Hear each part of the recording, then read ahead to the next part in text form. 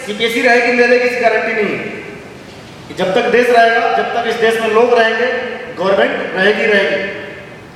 CPSE रहेगा नहीं रहेगा जरूरी नहीं है। अगर सीपीएसई को भी ये पावर दे दे कि भाई तुम भी डिफाइंड बेनिफिट दो, डिफाइंड बेनिफिट मतलब जब आदमी रिटायरमेंट होगा तो आपको एक निश्चित % देना, कंट्रीब्यूशन मिलाओ कहीं चाहे मत खिलाओ।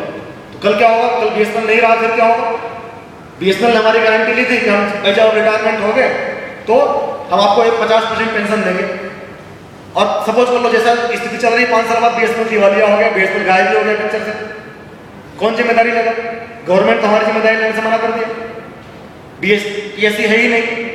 इसलिए कॉन्सेप्ट आया डिफाइंड कंट्रीब्यूशन का कि बीएसएनएल रहे ना रहे, आपका फंड जो आज के डेट में आप सर्विस कर रहे हैं वो पैसा है किसी ऐसे खाते में चला जाए जिसपे सिर्फ और सिर्फ आपका अधिकार हो, जिसमें बीएसएनएल का अधिकार ना हो। बीएसएनएल रहे चाहे डूबे, वो पैसा जो कंट्रीब्यूट हुआ है वो आपके आगे की लाइफ में काम आए। इस तरह के जो डिफाइंड कंट्रीब्यूशन कॉन्सेप्ट 30% सुपरब्यूशन benefit, that is defined contribution not defined benefit. CPSE में डिफाइंड बेनिफिट कुछ होता नहीं, कोई गारंटी नहीं होती।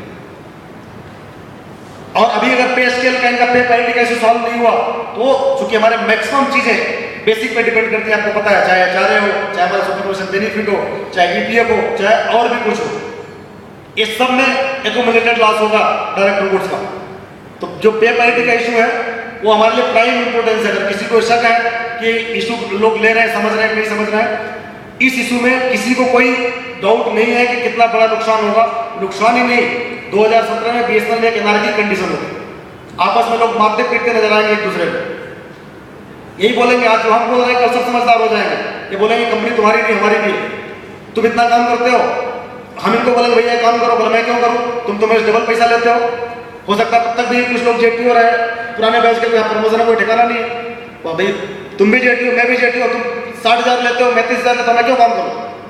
आपस में लड़ाई झगड़ा मार पिटाई शुरू हो जाए। ये टेक केयर करना मैनेजमेंट का काम है।